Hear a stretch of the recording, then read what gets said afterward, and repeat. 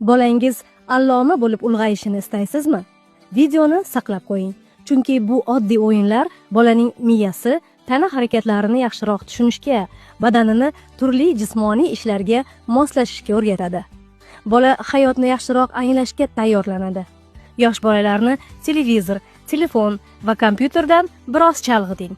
Bolangizning o'sishi va rivojlanishiga yordam bering.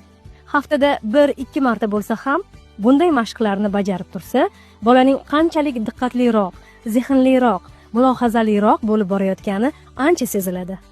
O'yinlarga bolaning dadasi, buvisi va bobosini ham qo'shing. Bu hammangiz uchun foydali bo'ladi. Fikrlaringizni izohlarda yozib qoldiring va bizni kuzatib boring. Butun oilangiz uchun yanada maroqli o'yinlarni ko'rishingiz mumkin.